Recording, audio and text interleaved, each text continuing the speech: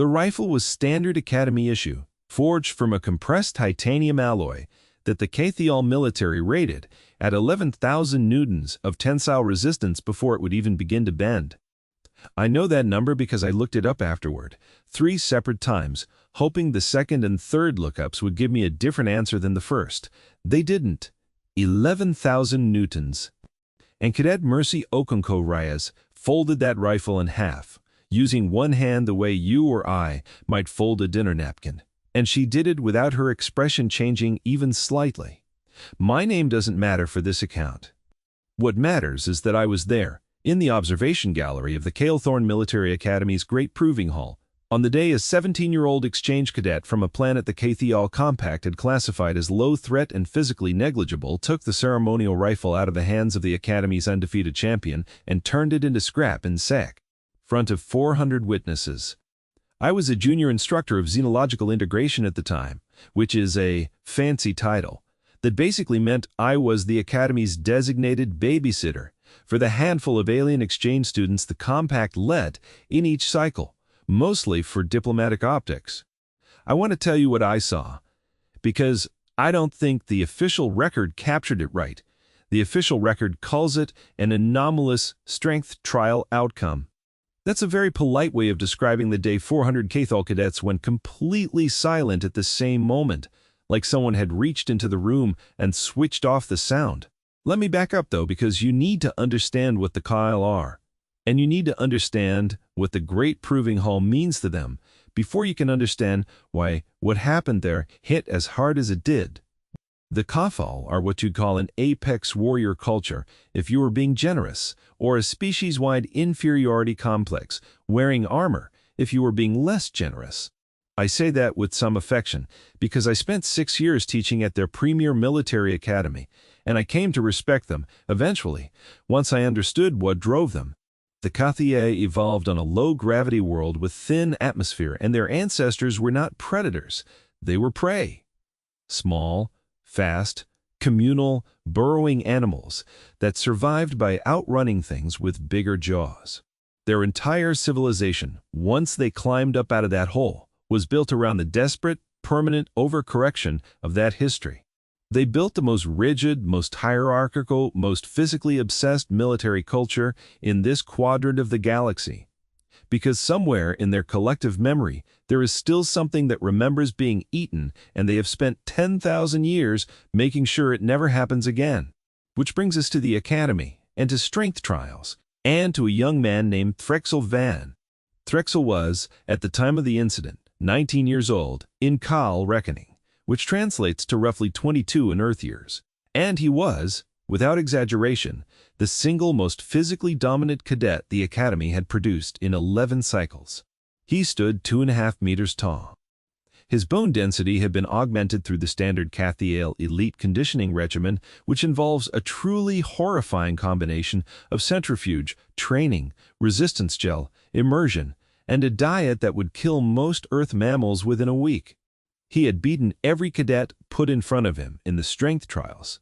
For 3 straight years, he had bent steel bars as a party trick at the Winter Gala.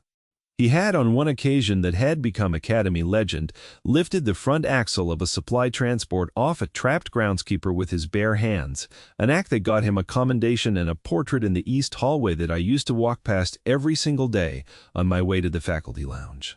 Threxel Van was not a bully in the cruel sense. I want to be fair to him, because he doesn't come out of this story looking foolish by choice. He genuinely believed, the way his entire civilization had trained him to believe since birth, that physical strength was the fundamental currency of worth, that the strong existed to protect the weak, and that anyone smaller than him was, by simple biological fact, weaker than him. It wasn't malice, it was doctrine. It was the water he'd been swimming in his whole life, and he had never once had a reason to question it, because nothing had ever bent that steel bar back. And then Mercy Okonkwo Reyes transferred in. I remember the day she arrived because I was the one who met her shuttle. The Compact ran an exchange program, a small one, mostly ceremonial, meant to demonstrate the galaxy's inclusiveness by letting a token human or two study alongside Kathiel cadets, provided they passed a battery of assessments that were, and I say this having read her file personally, calibrated almost entirely around the assumption that humans were fragile. Bone density scans, cardiovascular stress limits, reflex speed under low gravity. The assessments existed because the last time a human had applied, 4 years earlier, the boy had suffered a hairline fracture during a standard orientation obstacle course that would have been considered a light warm-up for a Kathiel toddler. The Academy's medical division had genuinely debated afterward whether continuing the exchange program was ethical, given what they perceived as the extreme fragility of the human physiology. So when Mercy stepped off that shuttle, I was expecting someone who needed careful handling. I had read her file. I knew her measurements. She stood at 168 centimeters, which put her roughly at the sternum height of an average adult Kathiel cadet. Her recorded body mass was 59 kilograms. On paper, next to a species whose smallest cadets topped 2 meters and 130 kilos of augmented muscle and reinforced bone, she looked like a rounding error. She looked like something you'd need to file a special accommodation request for. She walked off that shuttle with a duffel bag over one shoulder, looked up at the black spires of the Academy against that pale green Kathiel sky, and said, and I remember this because I wrote it down that night in my personal log, bigger than the brochure. That was it. That was her entire reaction to arriving at an alien military academy on a planet she'd never been to, surrounded by a species built like industrial equipment. Bigger than the brochure. Then she asked me where the mess hall was, because she'd been in transit for 11 days and she was, in her words, murderously hungry. I want to take a moment here to talk about what I didn't know yet, because dramatic irony is only fun for the audience if I admit how wrong I was at the time. I did not know that Mercy Okonkwo-Reyes had grown up on what her file politely called a high-gravity agricultural settlement, a phrase which meant in practice that she had spent her childhood on one of the handful of human colonies that had been established on a world with 1.4 times Earth's gravity. Because the soil chemistry made it extraordinarily good for a particular strain of drought-resistant grain that the Sol Federation was desperate to cultivate at scale.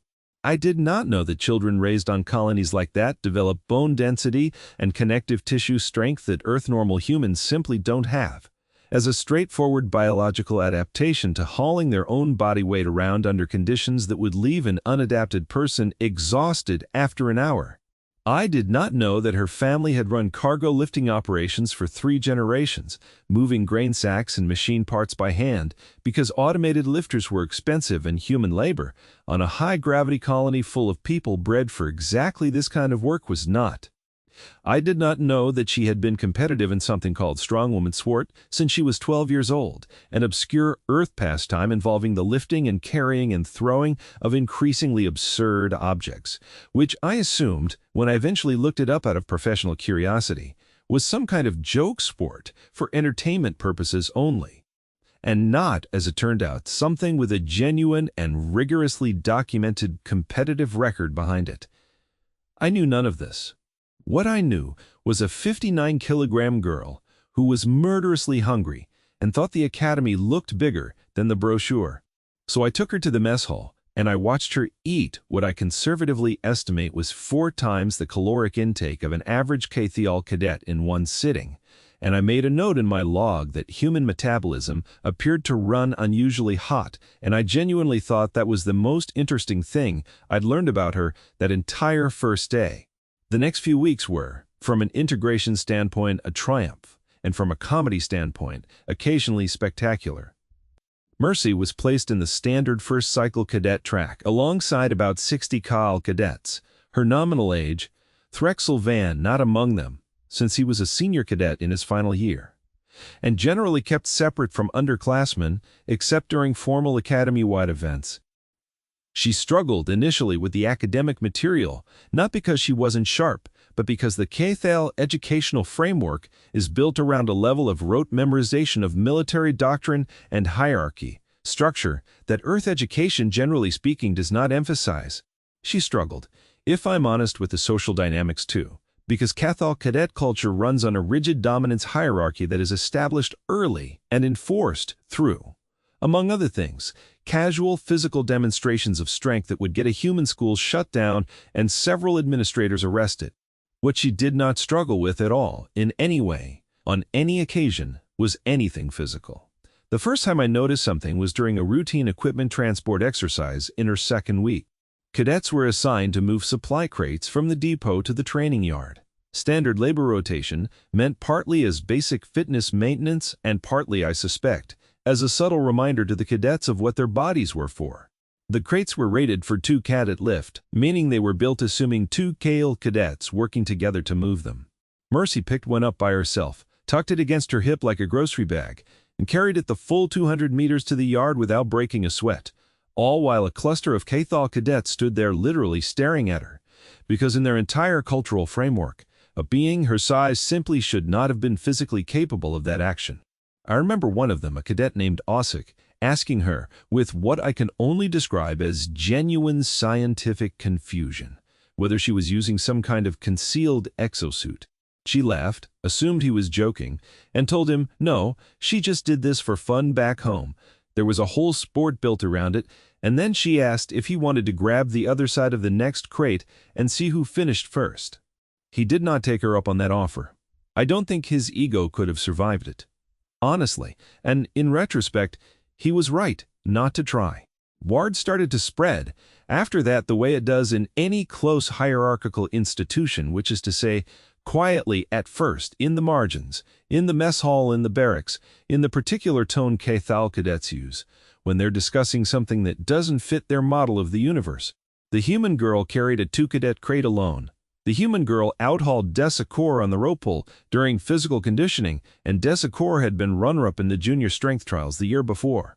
The human girl did 50 of something called a deadlift, using a weighted bar in the auxiliary gym that nobody had bothered to properly calibrate because no cadet had ever needed the upper range of its settings.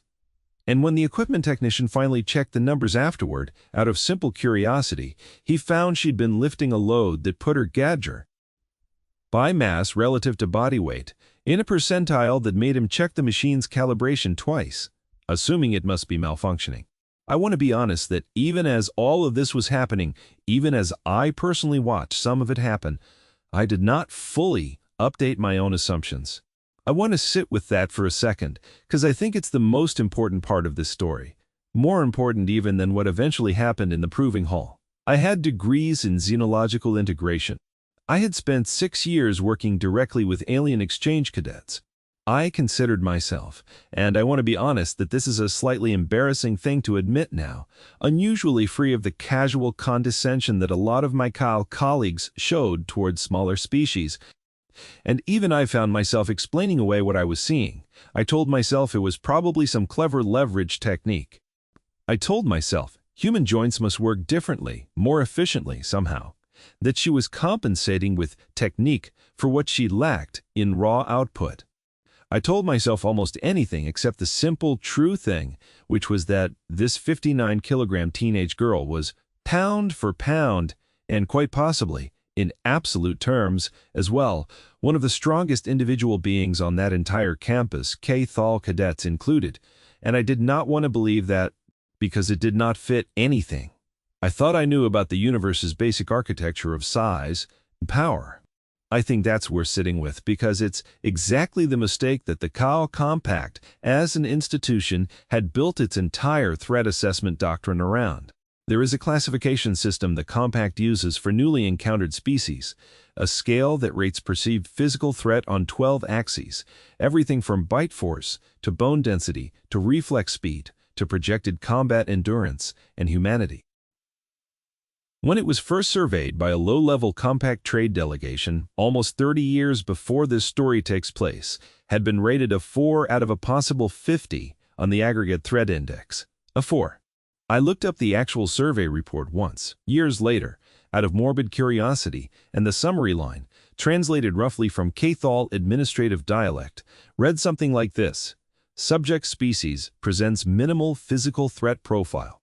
Notable primarily for behavioral unpredictability, and unusually dense settlement patterns on a world of unremarkable hostility. Unremarkable hostility.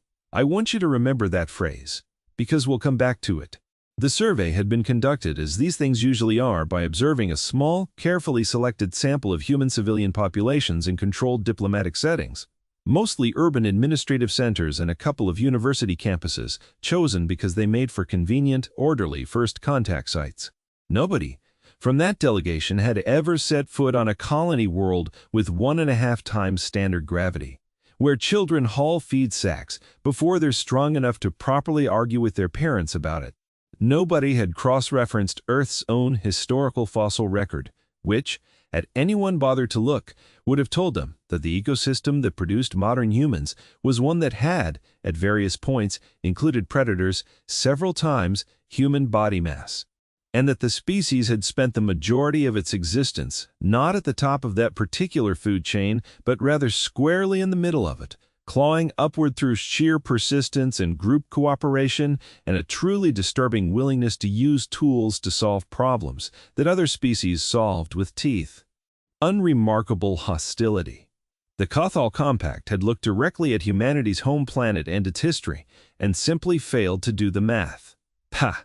So by the time Mercy Okonkwo-Reyes arrived at the Calethorn Academy, she was arriving into an institutional culture that had at every level, from the survey teams to the admissions committee to the medical division, that had debated whether the exchange program was ethical, because of human fragility, simply never bothered to ask the right question.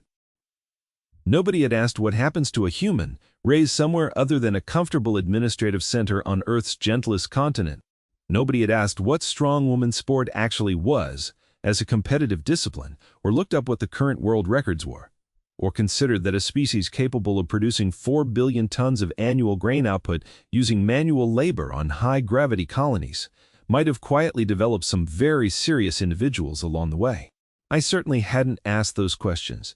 That's on me, and I've made my peace with it, mostly, though I still think about it sometimes. Which brings us to the trial itself. And to the day, everything changed.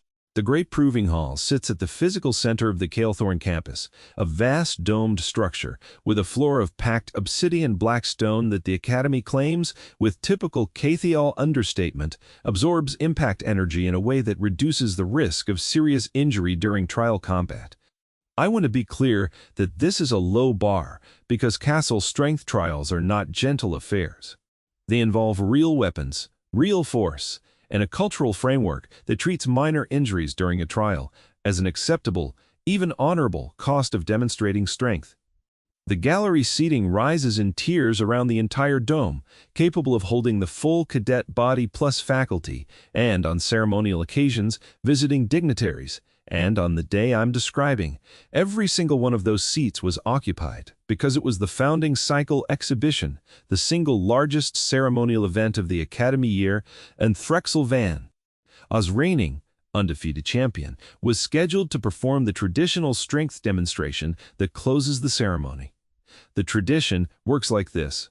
The champion selects an opponent from among the assembled cadet body, ideally someone who represents some kind of interesting contrast, and performs a strength trial against them in front of the whole Academy. It is, and I want to stress this because it matters for understanding what happened, not usually meant to be a genuine contest. The champion always wins. That is the entire point of the exercise. It exists to reinforce publicly and ceremonially the dominance hierarchy that underpins the entire Katha military culture. And champions traditionally choose opponents who will make the demonstration visually impressive without any real risk of an upset. Threxel, in the 3 previous cycles, had chosen increasingly larger and more physically imposing cadets, each time defeating them decisively, each time to roars of approval from the gallery. This year, he chose Mercy. I was sitting in the faculty section, 3 rows up from the floor, when he did it, and I remember the particular quality of the silence that followed, because it wasn't quite the silence that came later. This first silence was confusion. 400 Cathal cadets and faculty members looking at this human girl who barely came up to Threxel's chest and trying to figure out what kind of joke this was supposed to be, because that's what it looked like. It looked like a joke. La! It looked like Threxel, in a moment of theatrical showmanship, had chosen the single, smallest, most physically unimposing cadet on campus, specifically to make his victory look effortlessly comedic, the strength trial equivalent of a heavyweight boxer entering the ring against a child, purely for spectacle. I looked over at Mercy, from where I was sitting. She was standing near the edge of the floor with the rest of her cohort, and I want to describe her expression carefully because it's the detail that should have told me everything if I'd been paying proper attention. She wasn't afraid. She wasn't embarrassed. She had the specific, focused, slightly bored expression of someone who has been asked to do something they've done many, many times before and already know exactly how it's going to go. It's the expression of a professional being asked an easy question in her actual field of expertise.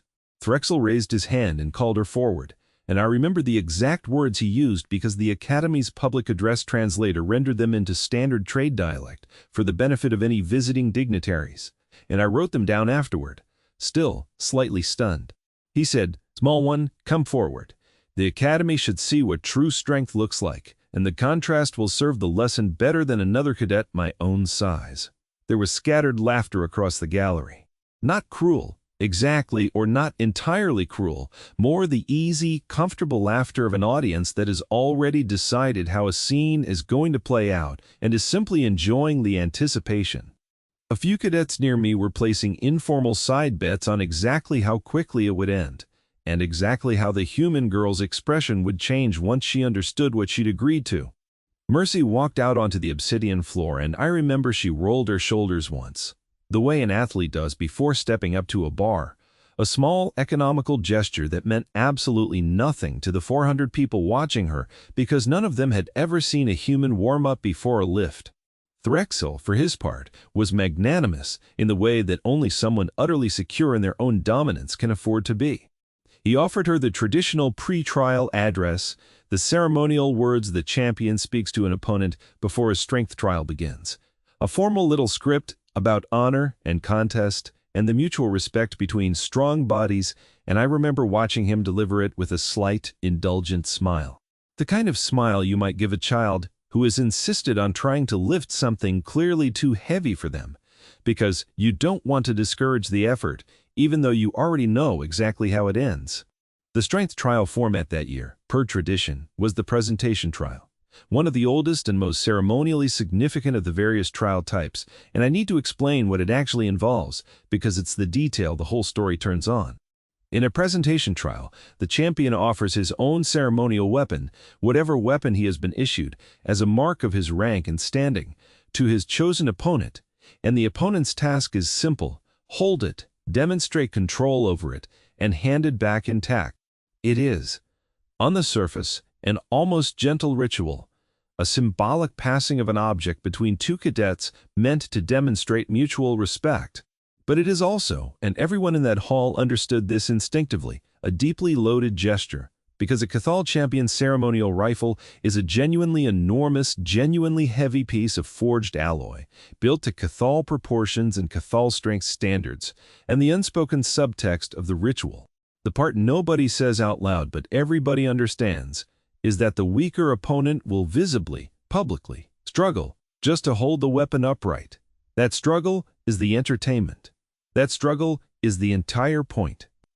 Threxel drew his ceremonial rifle from its mount at his back, a weapon I had seen in the East hallway, portrait 100 times, and he held it out to Mercy with both hands, in the formal presentation stance, the way you'd hand someone something precious and dangerous at the same time. "Hold it high," he told her, still in that indulgent tone, "so the hall can see." And Mercy Okonkwo Raz reached out and took the rifle from him with one hand. Stuz. I want to describe the next 4 seconds as precisely as I can, because I've replayed them in my memory more times than I can count, and I think the sequence matters. First, there was a slight shift in Threxel's posture, a small readjustment, the kind of thing you do when you expect a person to nearly drop something and you're preparing to catch it for them. That readjustment never got used because Mercy didn't nearly drop anything. She took the full weight of the weapon in one hand, held it out at shoulder-height level, completely steady, the way you might hold up a baseball bat to check it for a warp in the wood. Second, there was a ripple of murmurs through the gallery, not laughter this time, something quieter and more confused. The sound of 400 people simultaneously noticing that the thing they expected to see had failed to happen. Third, Mercy looked at the rifle for a moment, turned it slightly in her hand, examining the barrel with the kind of frank, appraising curiosity you might give an interesting tool at a hardware store, and she said, conversationally to nobody in particular, loud enough that the hall's acoustics carried it to every tier of seating. "Huh. This is nicely balanced. What's the barrel rated for, structurally?" "Just curious." Nobody answered her, because I don't think anyone in that hall, Threxel included, had ever considered the rifle's structural rating as a piece of relevant information, because it had simply never come up before. Why would it? The weapon existed to be too heavy for anyone the champion chose to lift comfortably. Its structural rating was not a variable in anyone's mental model of the ceremony. Fourth, and this is the moment, this is the 4 seconds I mentioned, collapsing down into about 1. Mercy shifted her grip, braced the stock against her hip, took hold of the barrel near the muzzle with her free hand, and folded it. I don't have a better word for what happened than fold. It wasn't a shatter. It wasn't an explosion of fragments. It wasn't dramatic in the way you might picture a combat scene playing out. It was quiet.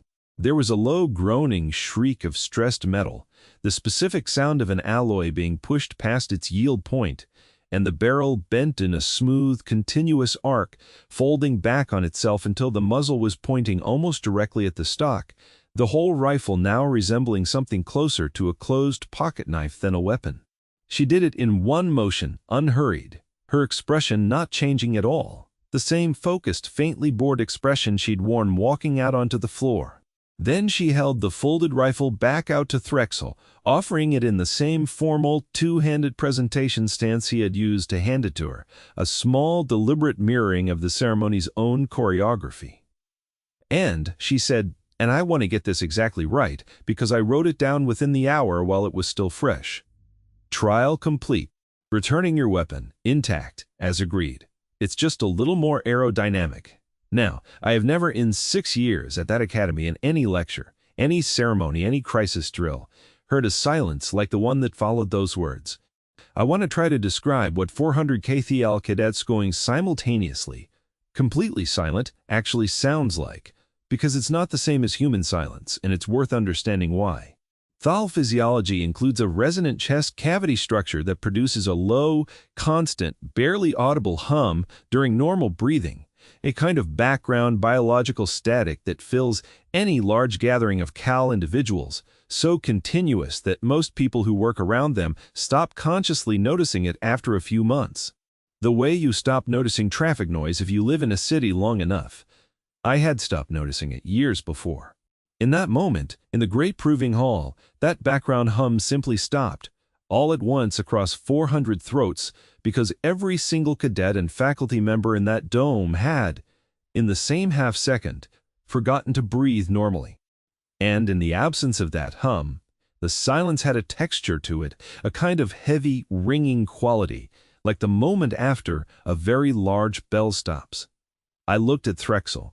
I want to spend some time on his face, in this moment, because I think it's the emotional center of the whole story, more than the rifle itself. He was not looking at Mercy. He was looking at the rifle, the folded, ruined ceremonial rifle that had belonged to his father, and his father's mentor. Before that, a weapon with an unbroken lineage of undefeated champions, stretching back 4 generations, a weapon that had never, in its entire history, sustained so much as a scratch. Because it had never needed to be tested against anything, because everyone who had ever held it had understood instinctively that it existed, to be admired and feared, not actually stressed. And now it was folded in half in his hands, handed back to him by a girl who came up to his sternum, who had done it with one hand without visibly straining, in under 2 seconds in front of everyone he had ever needed to be respected by.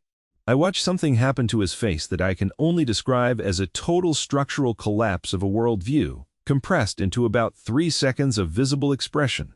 First, confusion. The same confusion that had rippled through the gallery. Then something that looked almost like fear, which I want to note, because fear is not an expression tensile cadets are trained to show publicly, ever, under any circumstances. And yet, there it was. plain and unmistakable, on the face of the Academy's undefeated champion. Then, and this is the part that actually made me respect him, something that looked like the beginning of genuine, dawning comprehension, not just about her, about everything. About every assumption his entire species-wide culture had built into him since birth. He didn't say anything for a long moment. Nobody in that hall said anything.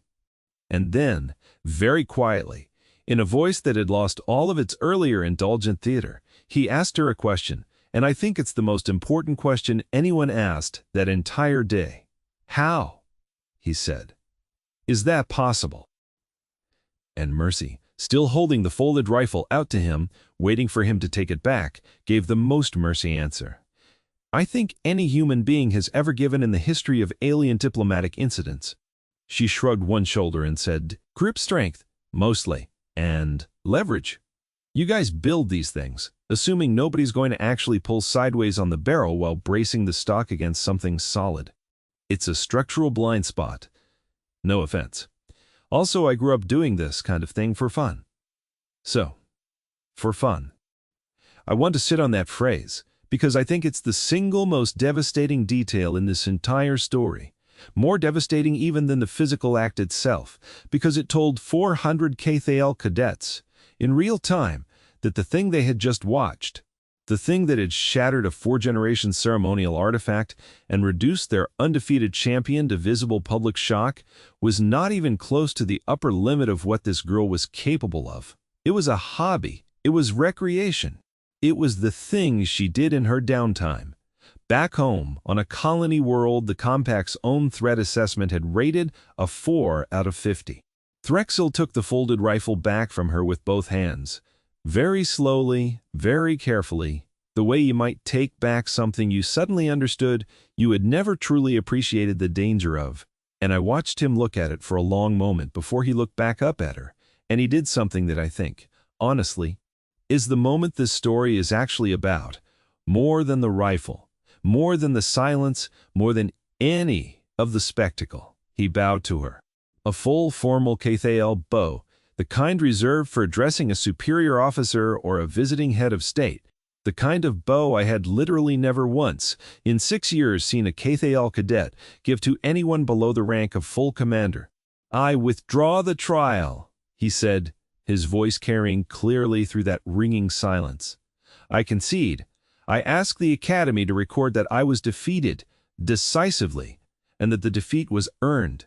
I need to explain why that matters, because, on the surface, it might sound like a simple, gracious concession, and I don't think it was simple at all.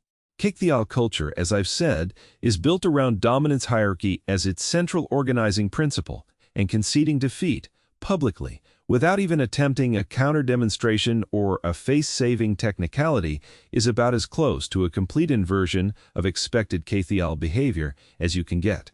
Threxel could have argued that the rifle's structural failure was a manufacturing defect, not a true demonstration of strength. He could have insisted on a second trial with different terms. He could have, and this is honestly what I expected in the moment, simply refused to accept the outcome at all, on the grounds that it didn't fit the established pattern of how these ceremonies were supposed to go. He did none of that. He looked at what had actually happened, adjusted his understanding of reality to match the evidence in front of him, and conceded publicly, immediately, without qualification. I think that's actually the most impressive thing that happened in that entire hall that day, and I've thought about it a great deal in the years since, because I think it says something genuinely admirable about Threxel Van as a person, whatever his species' broader institutional blind spots might have been. He was capable of updating. A lot of people, human or otherwise, are not. The silence broke finally into something I can only describe as chaos, though a very quiet, very Cathael kind of chaos. A hall full of 400 cadets and faculty members all trying to process the same impossible event at roughly the same time, in low, urgent murmurs, everyone turning to their neighbors. Everyone asking some version of the same question. Did you see that? Did that actually happen? What does this mean? I found out in the days that followed exactly what it meant, because I ended up at the center of the institutional response to it. given my role as the Academy's xenological integration instructor. And suddenly, apparently the closest thing the faculty had to an actual human strength expert, a title I want to stress, having spent the previous several weeks assuming Mercy's abilities were down to clever leverage technique. The Academy's senior faculty convened an emergency review within 18 hours, which for a cadets institution, an institution that treats bureaucratic deliberation with the same reverence most cultures reserve for religious ceremony, is essentially the equivalent of an all-hands crisis meeting called in the middle of the night. I was summoned to that meeting along with the Academy's chief physician, the head of the physical conditioning department, and somewhat awkwardly Threxel Van himself, who I think was invited partly out of respect and partly because the faculty genuinely wanted to hear, in his own words, exactly what he had felt and seen. The chief physician, an older Cathal named Dr. Vesk Illithorn, opened the meeting by putting up the Academy's official threat assessment data on humans, the same data that had informed the medical division's original hesitation about the exchange program 4 years earlier, the data that rated humans as fragile, low-density, cardiovascularly limited, need of careful accommodation. He put that data up next to a set of new measurements the medical staff had taken of Mercy that morning, with her permission, out of what I think was genuine scientific curiosity rather than institutional suspicion. Her bone density readings, it turned out, were roughly 40% higher than the baseline the Academy's original human physiology profile had assumed. Her tendon and ligament tensile strength, tested using standard cadets medical equipment, came back at values the equipment's own calibration notes flagged as unusual, not because they exceeded cadets norms, but because they exceeded what the equipment's designers had assumed any non-cadets species could possibly produce. Meaning, the machine had essentially never been tested against a reading that high from an alien subject. Her grip strength, measured using a simple dynamometer, a device that measures how hard you can squeeze, came back at a number that Dr. Illithorn read aloud twice, the second time more slowly, as if he thought he'd misread it the first time. "This is," he said, looking up from the display at the assembled faculty, "roughly equivalent to the upper range we see in adolescent cadets who have completed 2 full cycles of elite conditioning. An adolescent cadet, for reference, weighs somewhere in the neighborhood of 110 kilograms. Mercy weighed 59. The head of physical conditioning, a broad, scarred veteran instructor named Tarek Bosch, who had trained 3 generations of Academy champions, asked the question that I think everyone in that room actually wanted an answer to. "How," he said, "does a species with this profile get rated a 4 out of 50 on the aggregate threat index? How does something like this simply fail to appear in 30 years of diplomatic contact?" And I found myself, somewhat to my own surprise, being the person who answered that question, because I had spent the intervening 18 hours doing exactly the kind of research I should have done weeks earlier, and I had some things to say. I explained, as best I could, what I'd learned about Earth. I explained that the original survey contact had taken place in controlled, comfortable urban administrative settings, the diplomatic equivalent of judging an entire species by observing its librarians and city planners. I explained that humanity is not a uniform population, that Earth itself contains an enormous range of environmental conditions, and that human colonies beyond Earth had, in the few centuries since interstellar travel became viable, begun producing genuinely distinct physical subpopulations shaped by local conditions. We isolated populations do on any world given enough generations and enough environmental pressure.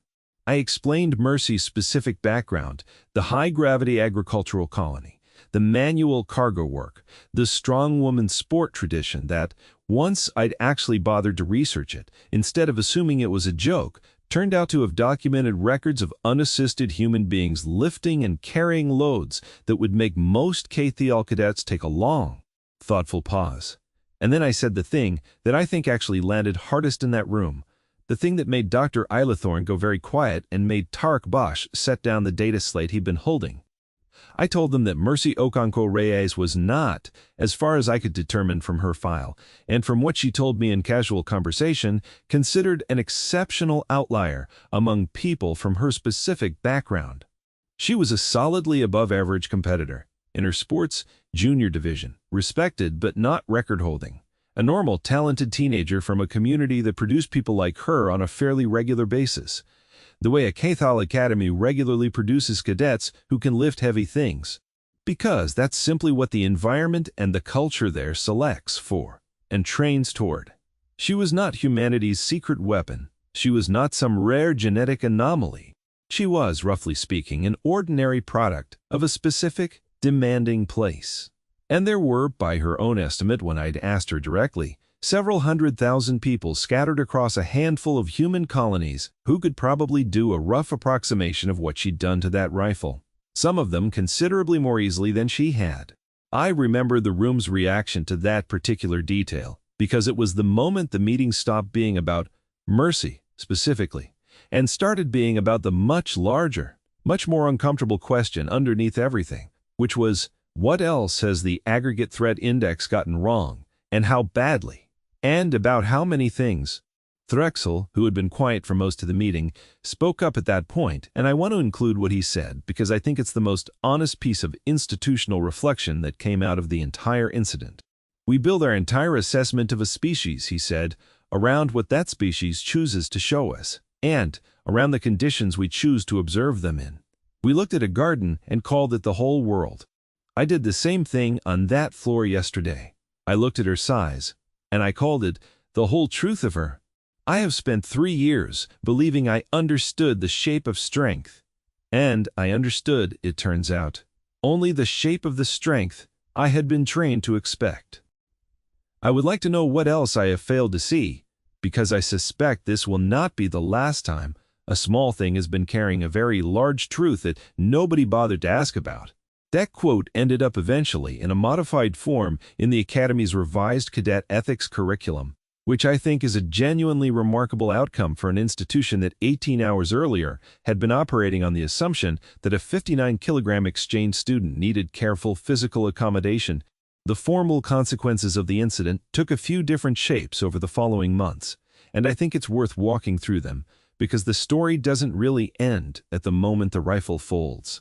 That's the hook. That's the moment everyone remembers. But the actual meaningful part of the story, the part that I think earns the ending, happened in the weeks after, in how the institution actually responded once it had been forced to confront how wrong its assumptions had been. The Academy commissioned a full review of its threat assessment protocols for exchange species, and while I wasn't senior enough to be part of that review board directly, I was asked to submit testimony, and my testimony, along with the physical data collected from Mercy, ended up being cited in the Compact's broader diplomatic review of the human classification, the one that had rated humanity a 4 out of 50 based on a 30-year-old survey of urban administrative centers. I want to tell you that the classification was dramatically revised as a result of one teenage girl folding a rifle in half, and I wish I could say the wheels of that particular bureaucracy turned that quickly, but they didn't, not fully.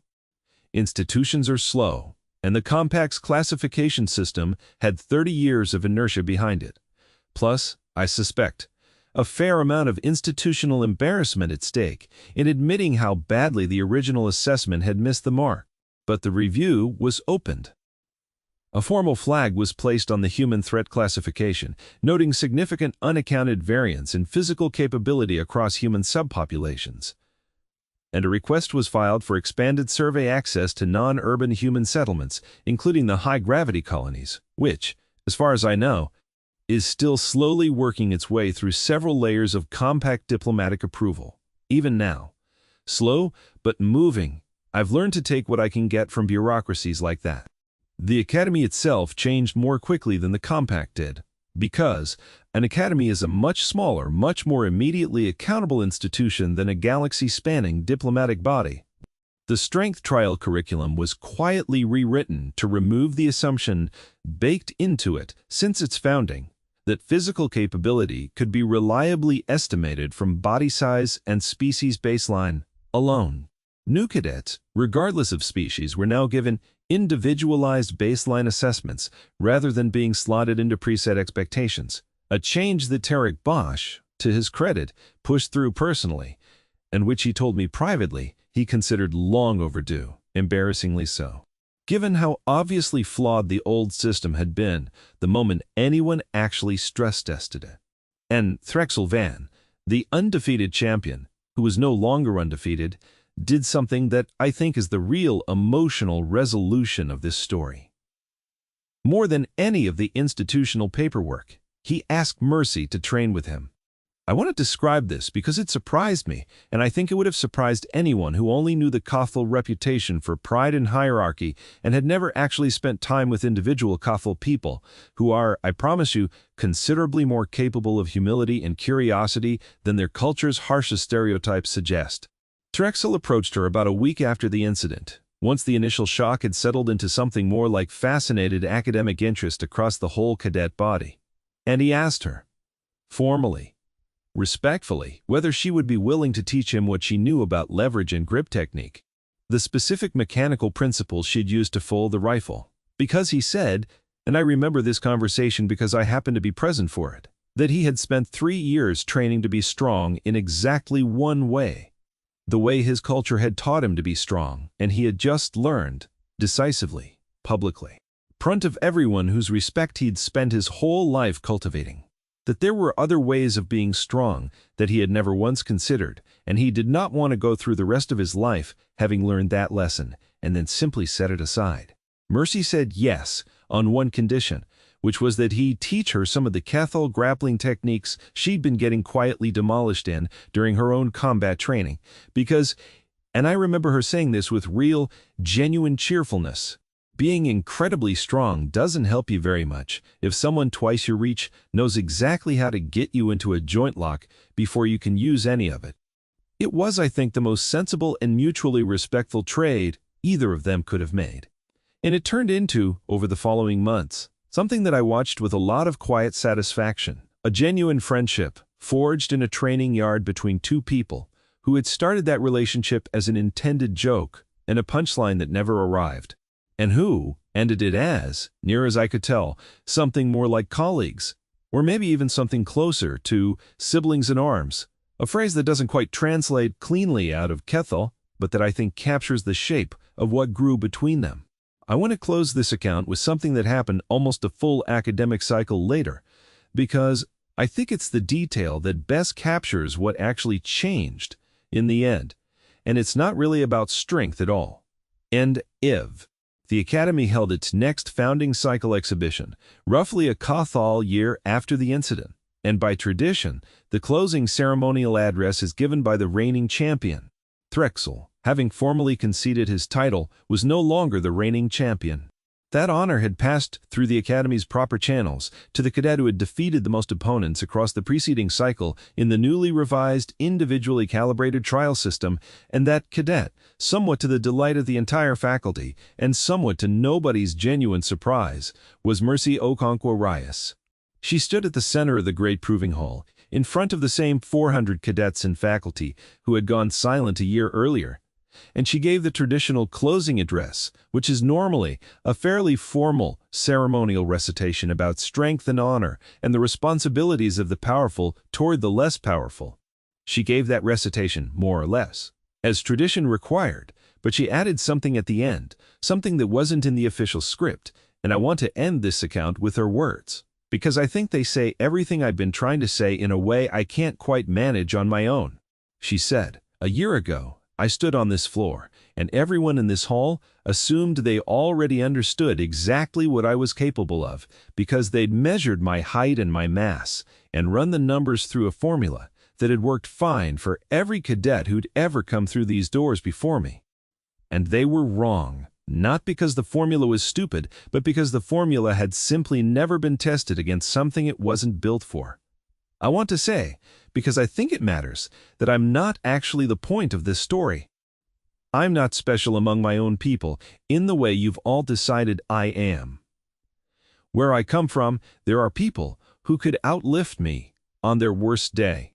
What's special, if anything, is that this academy was willing to look at one uncomfortable piece of evidence and admit its whole model might be wrong, instead of just calling it an exception and moving on. Threxel did that first, actually, on this exact floor, faster than I think any of you realize, and it cost him something to do it, publicly, in front of everyone who'd built their respect for him around a title he chose to give up the second. The evidence didn't match it. I think that's the actual strength this hall should be teaching.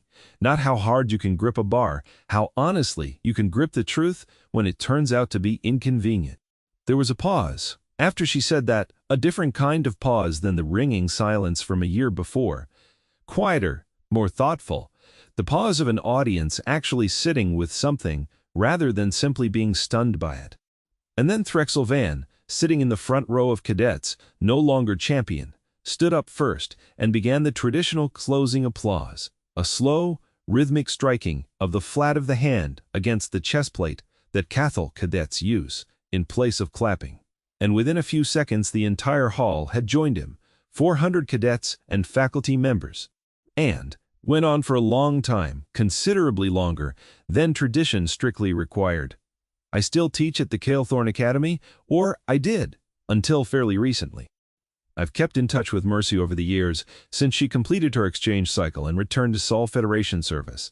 And I've kept in touch with Threxel too, who went on to a distinguished career and who still, last I heard, keeps a small fragment of that original ceremonial rifle on his desk, the folded, ruined, barrel cut down to a paperweight-sized piece, not as a trophy of defeat, he told me once, but as a reminder that the moment you stop checking whether your assumptions still match reality is the moment you've already lost something.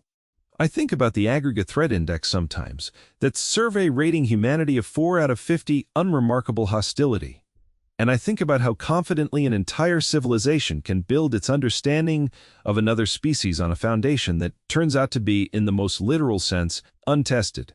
I think about how easy it is for any of us, any species, any institution, to look at something smaller than ourselves and assume the size tells us everything we need to know. It doesn't. It never has. And somewhere out past the edge of Cathial space, on a scattering of colony worlds under skies heavier than the one humanity evolved beneath, there are, by Mercy's own casual estimate, several 100,000 more people, just like her, going about their ordinary lives, doing ordinary work, entirely unaware that an entire galactic power's threat assessment protocols got quietly and permanently rewritten because one of them, on an otherwise unremarkable exchange trip, got handed a rifle she was expected to struggle with and simply, without any particular drama in her own mind, bent it back the other way.